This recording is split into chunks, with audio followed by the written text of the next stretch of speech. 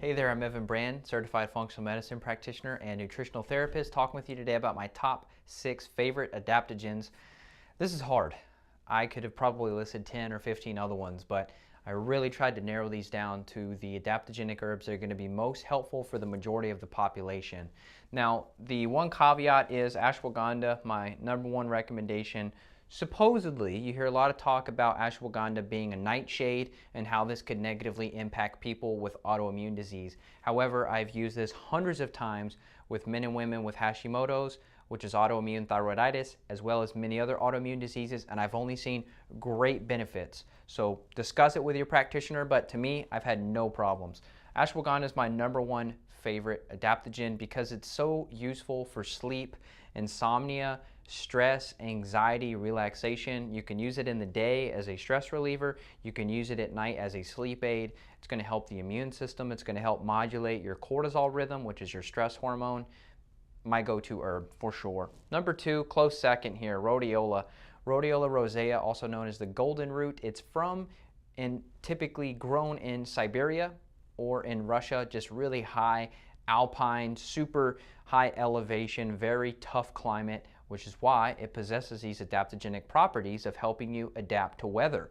And when I used to work at the park system, and I used rhodiola every single day, it changed my life. And it was helping with endurance, like physical endurance, lugging around equipment all day, moving trees and logs and limbs, things like that. Also, it helps with temperature regulation. So the summers, I could handle the hot heat and I could handle the cold in the winter much better when I had about 500 milligrams of rhodiola in my system. So just a wonderful thing to have on board. Schisandra, this is a berry, and Schisandra is pretty unique. It's a really unique flavor. It's a little bit bitter, a little bit sweet. I think they call it the 5-flavor fruit or something like that, but Schisandra berry is another great adaptogen that you can actually combine with rhodiola, ashwagandha, the reishi mushroom we'll get into, the astragalus, the holy basil. All of these are complementary. Now, obviously, if you take everything under the sun, you may not be able to track what's helping and what's not helping, or what's overstimulating you, or what's giving you a symptom that you just don't like. So I would advise starting with one, pick one, learn about it, do more research on your own, and then decide how you want to approach these. Reishi is great. I take reishi daily. This is a medicinal mushroom, also known as the mushroom of immortality, and it's great for the immune system.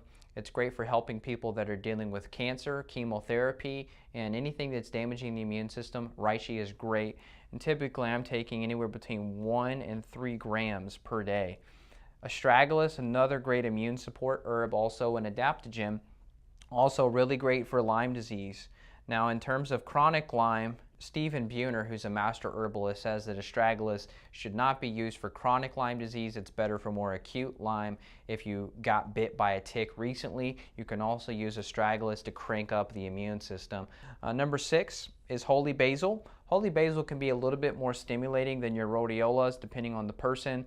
Definitely more stimulating than your ashwagandhas, but also can be calming. See, that's the unique thing about adaptogens is they're normalizers. You hear the word adapt in there, so it's helping you adapt, meaning it's not going to crank you up. If you're overstimulated, it's going to bring you down. If you're understimulated, it's going to bring you up. These are normalizing herbs and mushrooms and fruits.